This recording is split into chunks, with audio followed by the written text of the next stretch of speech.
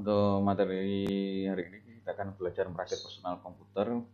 Mari kita pelajari sebelumnya adalah secara komputer. Tujuan pokok dari sistem komputer adalah mengolah data untuk menghasilkan informasi sehingga perlu didukung oleh elemen-elemen terdiri dari perangkat keras, elemen dari sebuah komputer, ada hardware, software, dan firmware. Untuk hardware, itu yang kita bisa lihat, ada motherboard, ada prosesor, monitor, printer, dan sebagainya. Dengan untuk perangkat lunak atau software, ini ada sistem operasi, program aplikasi, ada nanti program utility. Dengan brandware atau pengguna, ya kita sebagai operatornya dari komputer tadi. Ini contoh-contoh komputer, mulai dari zaman ke zamannya. Ini adalah mulai dari masuk ke laptop, bahkan sampai sekarang sudah ada yang slim. Diagram blok komputer kalau kita lihat di sini terdiri dari input device, output device, ada I/O port, ada central processing unit atau CPU-nya, dan ada memori. Kalau kita lihat dari alur datanya, diawali dari input device, semua yang kita inputkan dari media input, ada keyboard, mouse, dan sebagainya, akan diproses di I/O port. Di I/O port ini akan ada beberapa jalur. Ketika CPU tidak ada proses data, maka dia langsung akan diproses ke CPU.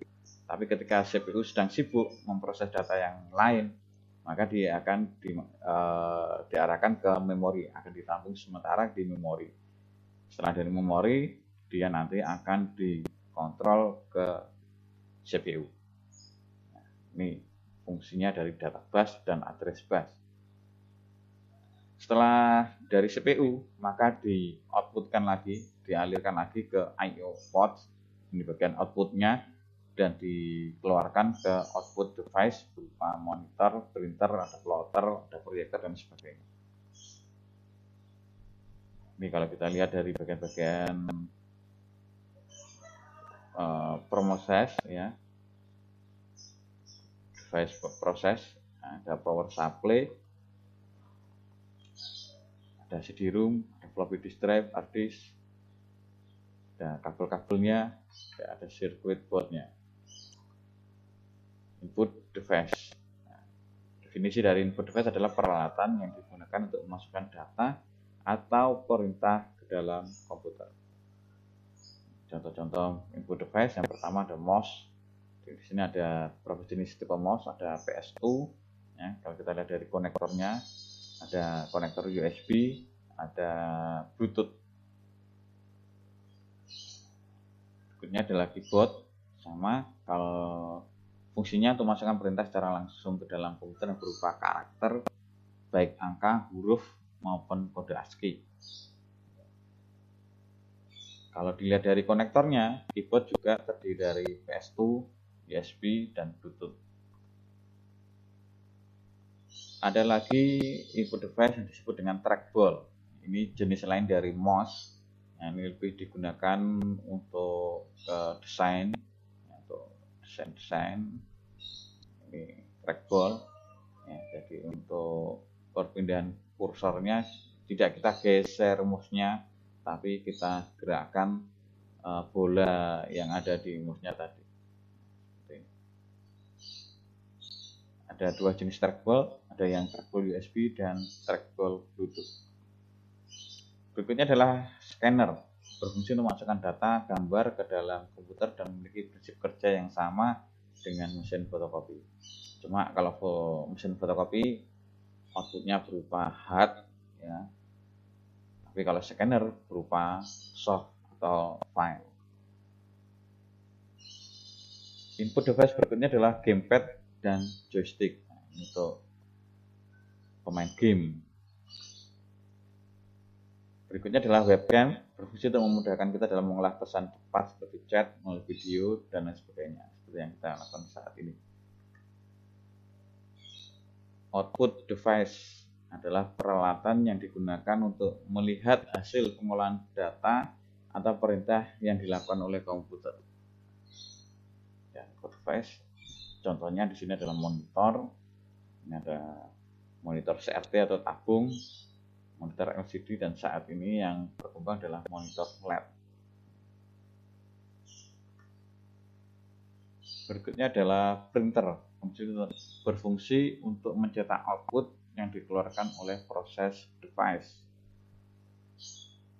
Kalau monitor berupa tampilan, tapi kalau printer nanti berupa hard copy. Berikutnya adalah proyektor. Nah, proyektor ini juga masuk ke output device. Speaker juga masuk ke output device. Sekarang kita masuk ke I/O port. I/O atau singkatan dari input output port adalah bagian dari sistem komputer yang digunakan untuk menerima ataupun mengirim data keluar sistem. Oke, kita sekarang masuk ke Central Processing Unit atau unit pemroses sentral atau utama. Yang dimaksud dengan CPU sebenarnya adalah prosesor itu sendiri, di mana pada dalam prosesor itu terdiri dari Arithmetic Logical Unit atau ALU sebagai pengolah data serta pusat pengolah datanya, yaitu ALU-nya tadi. Ada Control Unit digunakan untuk mengontrol kerja komputer, dan satu lagi di sini sebenarnya ada Memory Unit. Di dalam prosesor sendiri ada memorinya. Ya, kita sebut dengan cache memory. Ini yang menentukan kecepatan dari kinerja prosesor. Jenis-jenis prosesor dari pabrikannya ada beberapa, ada AMD, ada Intel, ya, ada Apple Computer, juga ada AMD juga, ada Cyrix. Berikutnya adalah motherboard.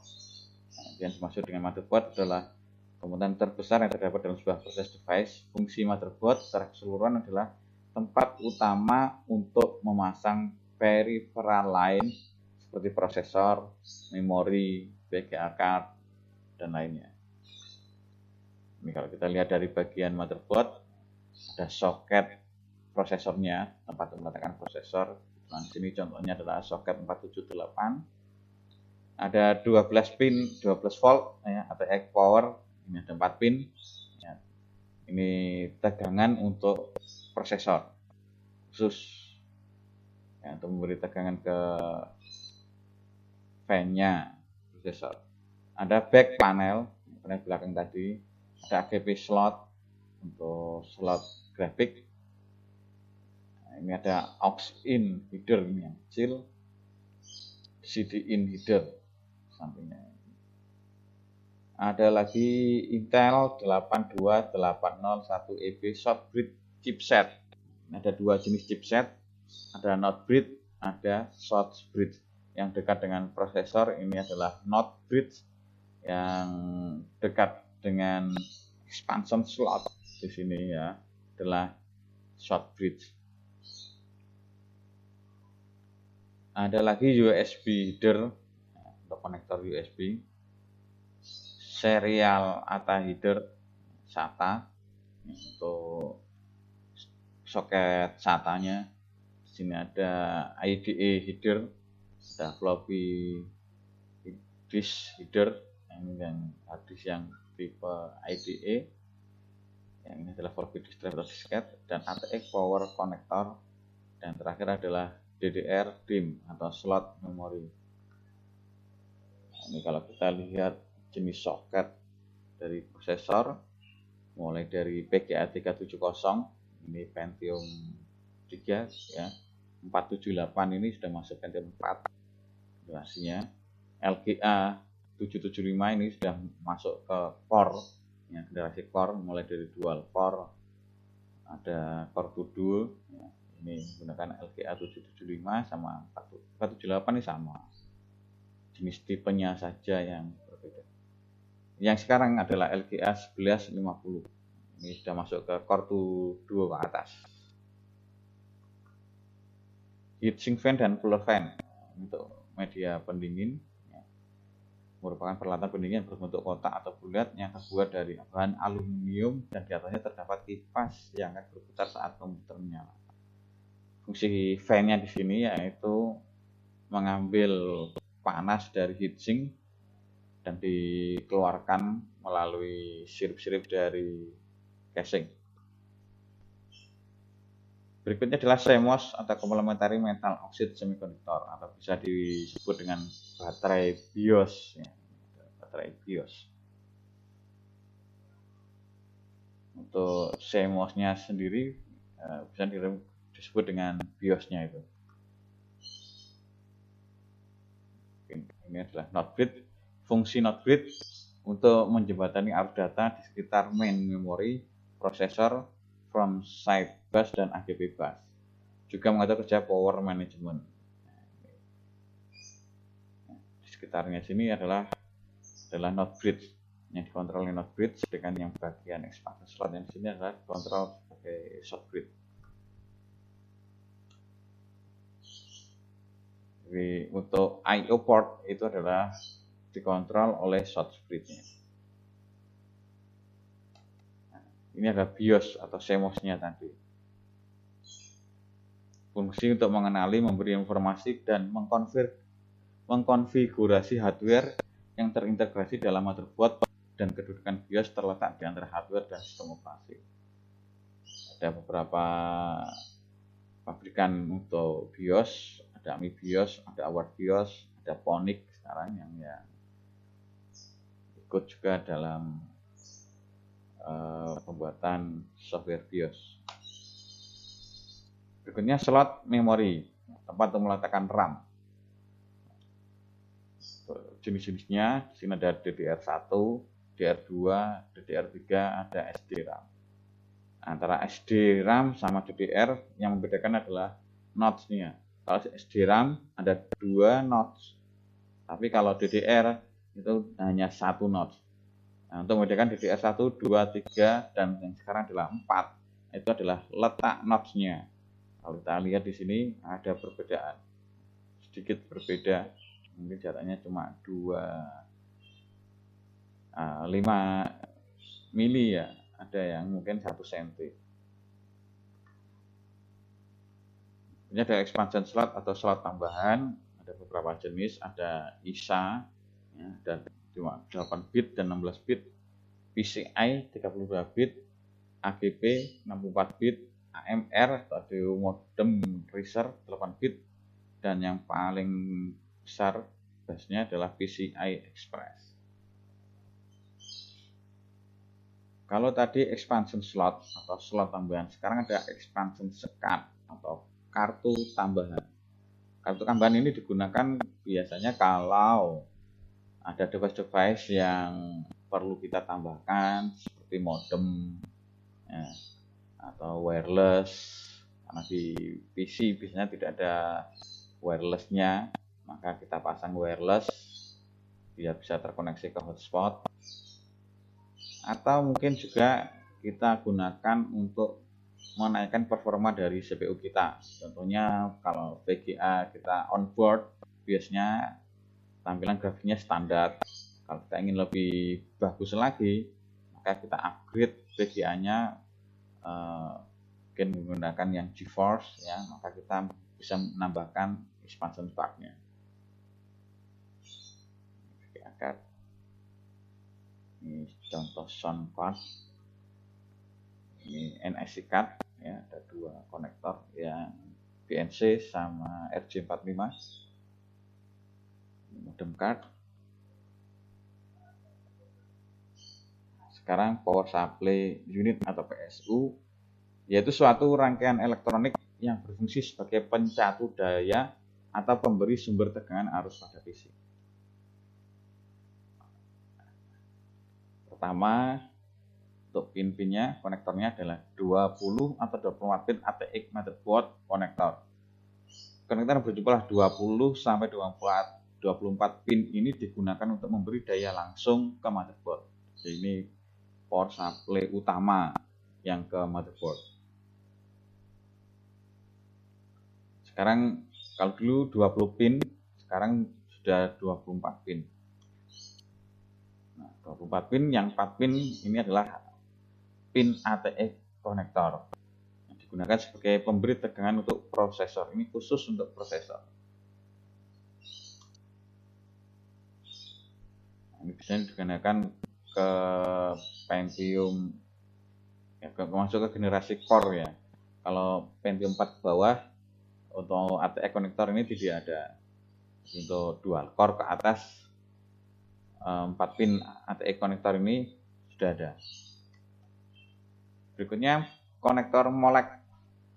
Konektor yang digunakan memberi tegangan terhadap berbagai hardware seperti hard disk, CD atau DVD-ROM dan kipas angin.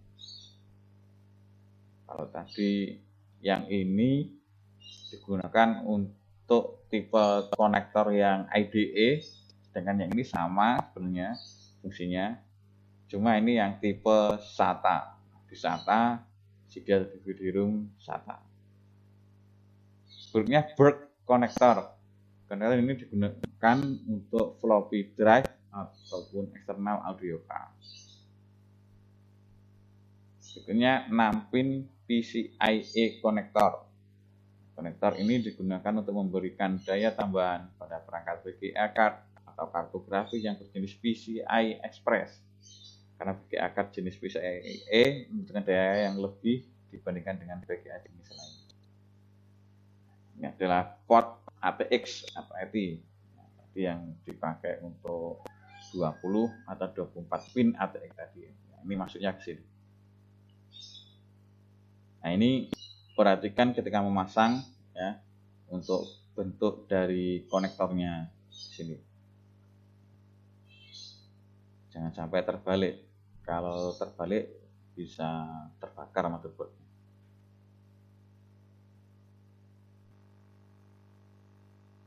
Oke, aplikasi simulasi merakit PC kita nanti bisa menggunakan IT Essential ya, desktop. Kalian bisa download di link GG IT Essential merakit PC. Silahkan di download untuk yang punya komputer atau laptop. Kalau tidak punya, kalian bisa download di Play Store di HP kalian ya. Namanya merakit komputer. Kalian ketik aja merakit komputer, nanti di situ ada. Kalian bisa pelajari lebih detail lagi urutan-urutan merakit komputer. Nah, nanti ketika kalau sudah bisa bertatap muka, nanti kita akan langsung praktek merakit komputer sampai bisa. Jadi seperti yang sudah saya sampaikan kemarin ya, ada indikator-indikator untuk pelajaran Komcerdas. Di akhir semester nanti akan ada tes kompetensi untuk materi Komcerdas. Kalian harus punya skill dalam merakit ya, menginstal sampai nanti troubleshooting. Sekian untuk materi hari ini, mudah-mudahan bermanfaat. Kalau ada tugas nanti bisa segera dikerjakan ya. Biasanya 1 minggu saya beri waktu. Silakan dikumpulkan melalui Google Classroom masing-masing.